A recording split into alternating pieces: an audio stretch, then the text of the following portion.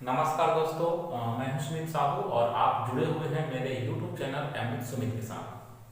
चलिए आज हम लोग गणित के टॉप 5 प्रश्न हल करेंगे जो कि परीक्षा के दृष्टिकोण से बहुत ही ज़्यादा इम्पोर्टेंट है। आगामी समय में महिला पर्यवेक्षक की एक एग्जाम होने वाली है, तो उनके लिए ये बहुत ही कारगर साबित होगा और इसी टाइप के प्रश्न उसमें पूछे जाएंगे। तो मेरे साथ इस वीडियो के साथ अंत तक बने रहिए ताकि आप इन सवालों के माध्यम से अपनी तैयारी कर सके। और अंत में मैं एक सवाल दूंगा जिनको आपको हल करके कमेंट में उसका जवाब देना है, ठीक है। तो चलिए शुरुआत करते हैं इन 5 प्रश्नों की, जिनमें से हमारा जो पहला प्रश्न है वो कुछ इस प्रकार है। देखिए प्रश्न पहला क्या कहता है। प्रश्न पहला है 7 का घात 105 में इकाई का अंक है। मतलब यदि आप 7 का घात 105 को हल करते हो तो इसको इकाई में क्या प्राप्त होगा ये आपको बताना है, ठीक है। तो इस टाइप के सवालों को किस प्रकार हल करते हैं हम यहां से बताते हैं। देखिए ऐसे सवालों में क्या करना है, जैसे आपको दिया हुआ है 7 का घात 105 दिया हुआ है, ठीक है। पूरा कॉन्सेप्ट आप समझिए, उसके बाद आपको कोई भी सवाल दे आप बना सकते हो।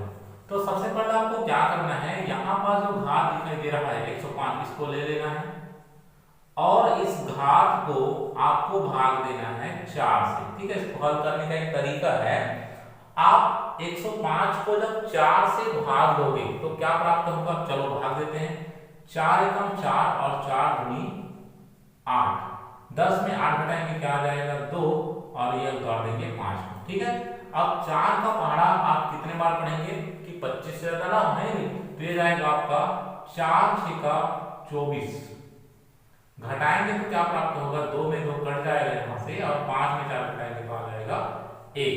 तो यहां पर 1 जो है वो क्या चीज प्राप्त होगा आपको, शेषफल, ठीक है। 1 जो है क्या प्राप्त होगा, शेषफल। अच्छा यहां पर एक कॉन्सेप्ट मैं आपको और बताता हूं। आप 4 से भाग रहे हो मतलब शेषफल क्या क्या आ सकता है, 0 आ सकता है या 1 आ सकता है या 2 आ सकता है या तो 3 आ सकता है, ठीक है। तो फिलहाल यहाँ पर शेषफल क्या आया हुआ है आपको दिखाई दे रहा होगा। यहाँ पर जो शेषफल है वो 1 आया था। आपको क्या करना है, यहाँ पर था 7 का घात 105 था, आपको क्या करना है, यहाँ पास इसको तो हमने लेकर के भाग दिया तो क्या आया, शेषफल 1 आया। अब आपको क्या करना है, इसको लेना है, इसको आधार बोलते हैं, तो आधार को ले लेना है और आधार का घात आपको क्या कर देना है 1। अब 7 का घात 1 करोगे तो आंसर क्या आएगा, 7 आएगा। समझ में आ रहा है। तो यहाँ पर देखिए विकल्प को देखिए, 7 का घात 105 में इकाई का अंक क्या है, इकाई का अंक क्या चीज है, 7 है, तो 20 का सही आंसर रहेगा। यहाँ पर मैं आपको एक कॉन्सेप्ट और बताता हूँ। मान के चलो शेषफल 1 आया, तो 1 आया तो इसका घात क्या करना है, 1 करना है। हो सकता है कि घात 2 मतलब शेषफल 2 आया, यहाँ पर इसका घात कितना करना पड़ता, 2 करना पड़ता। अगर शेषफल 3 आता तो क्या करना पड़ता, 3 करना पड़ता। लेकिन यदि शेषफल 0 आता है तो इस स्थिति में घात को क्या करोगे, 4 करोगे। मतलब कुछ इस प्रकार। खैर आगे और सवाल बनाएंगे तो उससे आपको क्लियर हो जाएगा। तो प्रश्न पहला क्या था, 7 का घात 105 में इकाई का अंक क्या है। तो यहाँ पर इसका सही आंसर क्या होगा, बी ऑप्शन 7 रहेगा। मतलब अगर 7 के घात 105 को आप इसको हल करोगे तो क्या आएगा, इकाई में 7 आएगा, ठीक है। चलिए दूसरे प्रश्न की ओर चलते हैं। दूसरा प्रश्न क्या लिखा हुआ है, 674 मल्टीप्लाई 218 और गुना क्या है 437 और गुना क्या है 513। मतलब 674 218 437 और 513, इसको अगर आप गुना करोगे तो इकाई में क्या प्राप्त होगा, इसको आपको बताना है। तो अब ऐसे सवालों में आपको उलझना नहीं है कि चलो भाई 674 गुना 218 से कर देते हैं, फिर जो है उसका 437 से करेंगे, ऐसा नहीं करना है। आपको क्या करना है, आपको ना यहाँ पर इकाई का अंक लेना है सभी का। जैसे यहाँ पर आप देख रहे हैं 674 में इकाई का अंक क्या चीज है, 4 है, इसमें क्या है 8 है, इसमें क्या है 7 है और इसमें क्या है 3 है, ठीक है। चलिए बनाते हैं, ध्यान से देखना। तो सबसे पहले आप क्या कर लो, सभी के इकाई का अंक ले लीजिए। तो इसके इकाई का अंक क्या चीज है, 4 है, गुना इसमें इकाई का अंक क्या चीज है, 8 है, इसमें इकाई का अंक क्या चीज है 7 है और इसमें इकाई का अंक क्या चीज है 3 है, ठीक है। अब इसको हल कर देखो, इस प्रकार दिया रहेगा आपको, केवल पहले तो इकाई का अंक ले लेना है। चलो अब इसको गुना कर दें। देखो गुना भी करोगे तो क्या करोगे, देखो पहले इसका गुना कीजिए, 7 गुना 3, तो 3 सत्ते क्या होता है 21 होता है 21। अच्छा यहाँ पर जैसे इन दोनों गुना करके क्या आता है 21 है, 21 को पूरा नहीं लेना, किसको लेना है, केवल 1 को लेना है। किसको लेना है, 1 को। तो क्या हो जाएगा 4 गुना 8 गुना क्या हो गया 1 हो गया, ठीक है। इसको हल करके 21 है तो इसमें से फिर से 1 को लेना है। अच्छा फिर अब इसको हल कीजिए तो 8 एकम 8 आया और ये 4 है, तो 8 गुना 4 का क्या हो जाएगा 8 4 32। तो इसमें इकाई का क्या प्राप्त हुआ आपको 2 प्राप्त हुआ। तो यहाँ पर सही आंसर क्या रहेगा 2 रहेगा, मतलब ऑप्शन नंबर ए। मतलब क्या करना रहता है ऐसे सवालों में, आपको केवल इकाई के अंक को लेकर के हल करना है और गुना करेंगे उसका भी इकाई अंक लेते जाना है। तो पहले प्रश्न का जवाब था बी ऑप्शन और दूसरे का जवाब है ए ऑप्शन। पहले 7 आया और दूसरे में 2 आया, ठीक है। चलिए अगला प्रश्न देखते हैं कि ये किस प्रकार बनेगा। तीसरा टाइप का प्रश्न है, किसी संख्या को 899 से भाग देने पर शेष 63 प्राप्त होता है। मतलब कोई संख्या है जिसको हमने किससे भाग दिया होगा 899 से, तो किसी संख्या को जब आपने 899 से भाग दिया तो शेष पर क्या प्राप्त हुआ है 63। अब ये कहता है कि जिस संख्या को हमने 899 से भाग दिया था, मतलब वो संख्या क्या है हमें नहीं पता। तो यहाँ प्रश्न क्या कहा गया था कि किसी संख्या को 899 से भाग देने पर 63 मतलब शेष 63 प्राप्त होता है। अब ये कहते हैं कि उसी संख्या को किससे भाग दीजिए आप 29 से, तो शेष क्या प्राप्त होगा। तो देखिए ऐसे सवालों को क्या करना है, प्रश्न की गहराई मत जाइएगा, इसको बनाना कैसे इस पे ध्यान दीजिए। कैसे बनाना है आपको देखो ध्यान से। पहले तो इसको लिख लीजिए, क्या कह दिया यहाँ पर 899 और क्या दिया हुआ है 63 और क्या दिया हुआ है 29, ठीक है। इसको हल कैसे करें, इसको देखिए मतलब कोई संख्या था जिसको 899 से भाग दिए तो क्या आया 63 आया। अब उसी संख्या को किससे भाग देना है 29 से, तो क्या आएगा ये पता करना है। तो ऐसे सवालों को बनाने के लिए आपको क्या करना है, पहले तो इन तीनों को लिख लीजिए जो दिया हुआ है उसको, ठीक है। उसके बाद पहले वाले को आप क्रॉस कर दीजिए, इससे कोई मतलब नहीं है। अब बचा कौन 63 बचा और क्या बचा 29 बचा। अब आपको करना क्या है 63 को ले लेना है और इस 29 से भाग देना है, ठीक है। 63 को लेकर के किससे भाग देना है 29 से, तो 29 का पहाड़ा 2 ही बार जा सकता है, 29 दूनी हो जाएगा 58, ठीक है। चलिए अब भाग देते हैं तो क्या हो जाएगा, ये 3 में 8 नहीं करता तो ये 13 हो जाएगा, यहां से ले लेंगे तो 13 में 8 क्या हो जाएगा 5 और ये 5 से 5 गया 0, तो क्या है यहाँ पर 5 आया।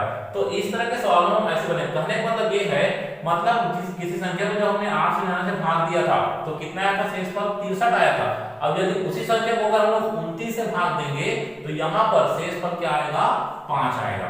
आई बात समझ में, ठीक। तो आप इस प्रकार इसको बना सकते हो। तो मुझे लगता है कि आपको समझ आ रहा होगा कि तीसरा प्रश्न किस प्रकार बनता है। ये क्वेश्चन बहुत ही इंपॉर्टेंट है और आप इसको आसानी से बना सकते हो।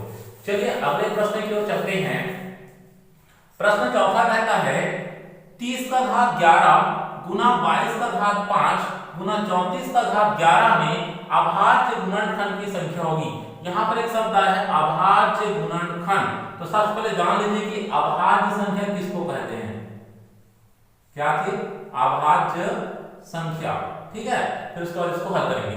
देखो अभाज्य संख्या उस संख्या को कहते हैं जो केवल 2 ही चीजों से डिवाइड होगा, एक तो स्वयं से और दूसरा 1 से, मतलब जिसके केवल 2 ही गुणनखंड रहेंगे। जैसे मैं आपको एग्जांपल देता हूं, जैसे कि 2 हो गया, 2 केवल किससे जा सकता है भाग पूरी तरीके से, एक तो 1 से और दूसरा 2 से, ठीक है। इसी प्रकार 3 किससे जाएगा केवल 1 से और 3 से, ठीक है। तो 3 है 2 है, ये क्या करेंगे आप अपने आप में अभाज्य संख्या। और वैसे यहाँ पर पता करना है कि ये जो दिया हुआ है इनमें कितने अभाज्य गुणनखंड, कितनी अभाज्य संख्याएं होंगी, मतलब कितने अभाज्य गुणनखंड है। देखो इस तरह के सवालों को कैसे बनाएंगे, देखो ध्यान से। यहाँ पर दिया हुआ है 30 का घात 11, 22 का घात 5 और 34 का घात 11, ठीक है।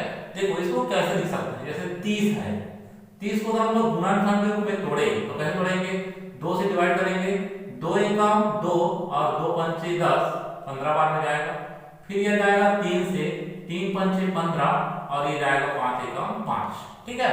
मतलब 30 को हम लोग क्या लिख सकते हैं 2, यहाँ पे लिख रहा हूं, ठीक है।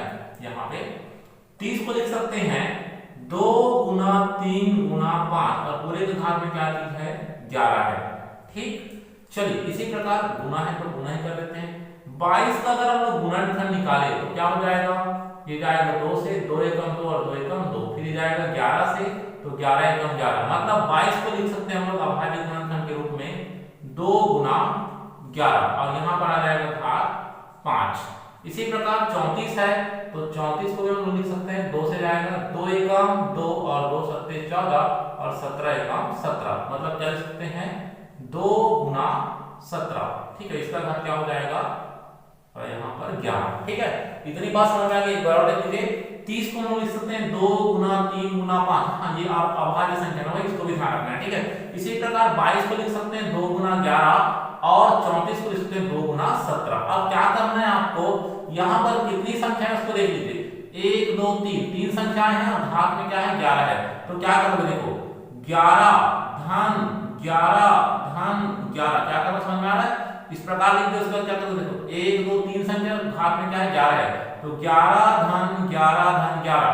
इसी प्रकार यहाँ पे कितनी संख्या है 2 और 11, मतलब 2 संख्या और घात में क्या है 5, क्या करोगे इसमें 2 बार 5 लिखना, 5 धन 5। ठीक है, उसी प्रकार यहाँ पर 2 और क्या लिखा 17, मतलब 2 संख्या है और घात में क्या है 11, तो 2 बार क्या लिखोगे 11, 2 संख्या इसलिए 11 धन 11। अब इन सब को जोड़िए, कैसे जोड़ेंगे 11 एकम 11, 11 दूनी 22, 11 तिया 33, 11 चौक 44 और 11 पंचे 55 और 55 में 5 जोड़ेंगे तो हो जाएगा 60 और 60 में 5 क्या हो जाएगा 65, मतलब 30 का घात 11 गुना 22 का घात 5 गुना 34 का घात 11 में अभाज्य गुणनखंड की संख्या कितनी है 65 है।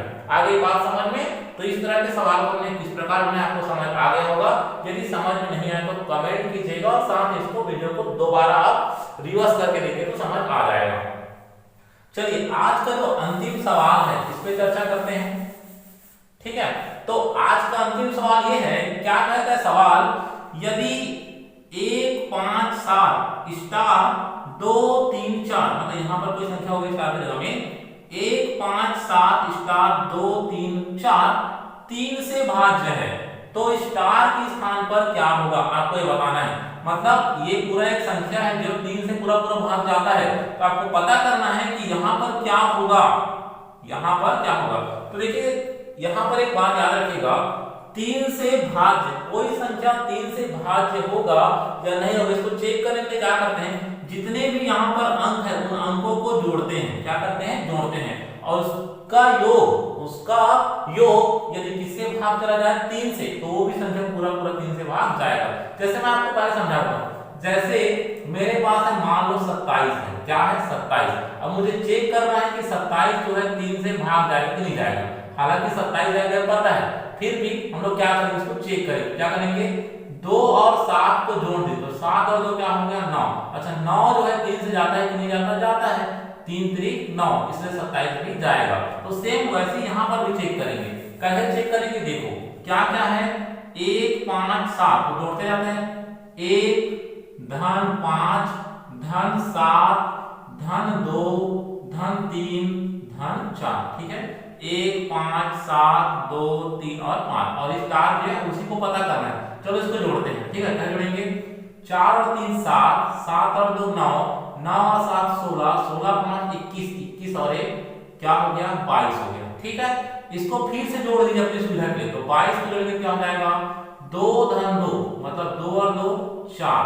अच्छा यहाँ पर क्या आ रहा है 4। अब सोचो इनको जोड़ने से क्या आ रहा है 4, लेकिन 4 तो भाग नहीं जाता, तो यहाँ पे क्या होना चाहिए जिससे वो 3 से भाग चला जाए, तो सोचो क्या रख सकते हैं इनमें से, देखिए 0 रखेंगे तो 4 ही आएगा, 2 रखेंगे तो ये 6 हो जाएगा, और 1 रखेंगे तो क्या हो जाएंगे 4 और 1 क्या हो जाएगा 5। तो मुझे लगता है कि 4 आया हुआ है, तो अगर हम इसमें यहाँ पे क्या रख देते हैं 2 रख देते हैं, क्या रखते हैं 2, तो क्या होता है 4 और 2 क्या हो जाता है 6, और 6 जो है 3 से पूरा पूरा भाग जा सकते हैं, इसलिए स्टार की जगह में क्या रहेगा 2 रहेगा। ठीक है, ऐसे भी कर सकते थे, +2 करते हैं, नहीं तो क्या आता 24 आता, 24 आता ना भाई, मानते करते हैं 2 है ऐसे करके, तो 24 आया तो 4 2 और 4, तो 4 और 2 क्या हो जाता है 6, और 6 जो है 3 से पूरा पूरा भाग जाता है, इसलिए ये पूरी जो संख्या है 3 से पूरा पूरा भाग चला जाएगा यदि स्टार की जगह में क्या रखा जाए 2 रखा जाए।